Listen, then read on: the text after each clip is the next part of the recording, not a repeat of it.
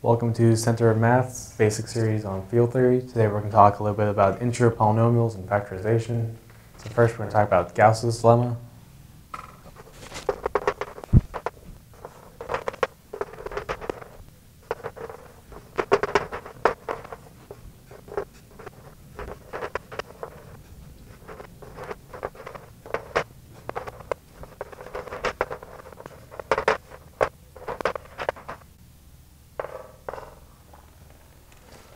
So Gauss's lemma says that if we have some integer polynomial f of x and we have a factorization of f of x equals g of x, h of x, where g of x and h of x have rational coefficients, then we can find two polynomials g prime of x and h prime of x that are integer polynomials, so they have coefficients in the integers, and they have the same degrees as g of x and h of x, such that f of x equals g of x times g prime of x times h prime of x. So if we can factor over the rationals, we can factor over the integers.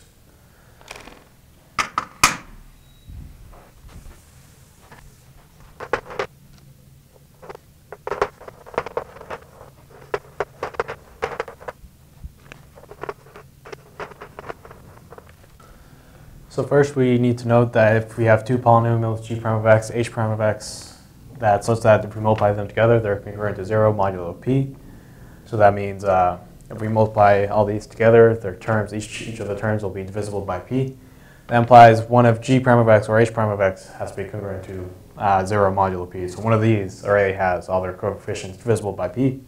And this is due to the polynomials in x with coefficients in zp being an integral domain. Also, you can explicitly multiply out two arbitrary polynomials and see that saying each of their coefficients congruent to 0 modulo p, at least one of them will have to be divisible by p. So this is one thing we have.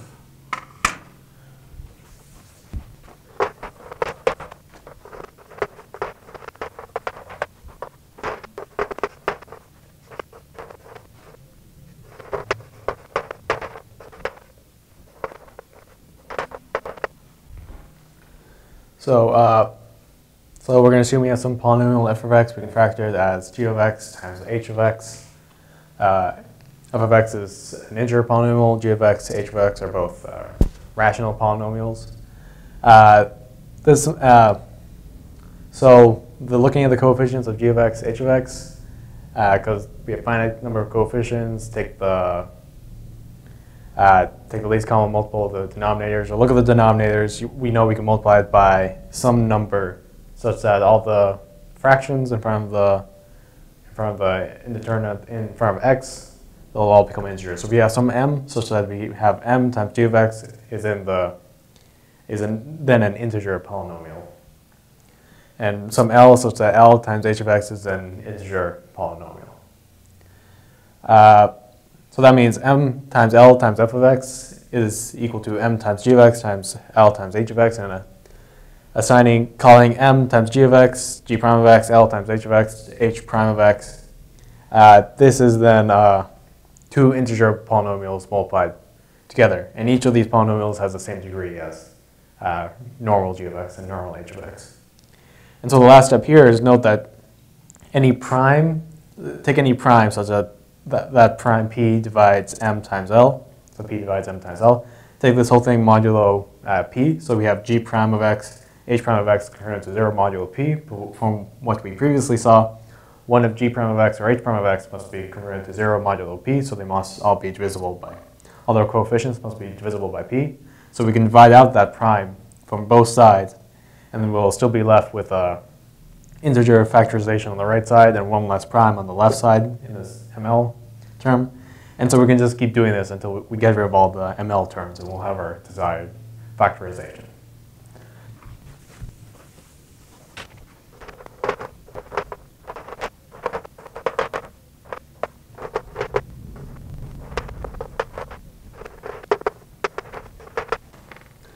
So the Eisenstein Criterion, it's a criterion to show that a polynomial is non-reducible.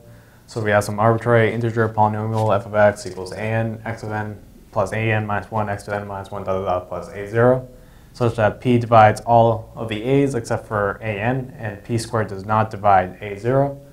then f of x is not reducible in q of x. So we can't represent it as the product of two non-trivial rational polynomials in x.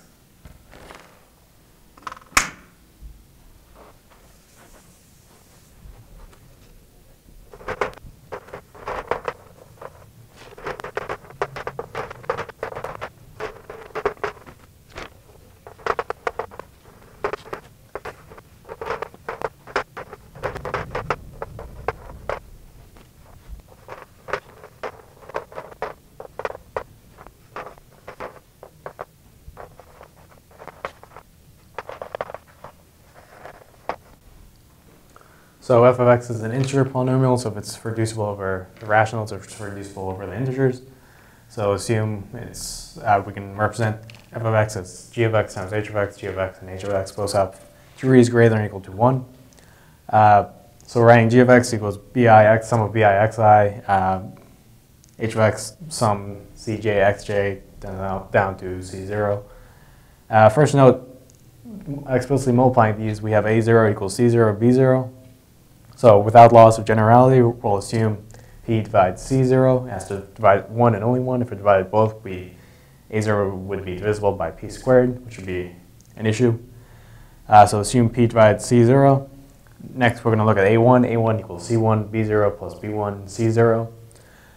So now from what we had previously, we see 0 is divisible by p. We also know a1, it needs to be divisible by p for our conditions to hold. So this will imply, since we know b0 is not divisible by p, c1 has to be divisible by p.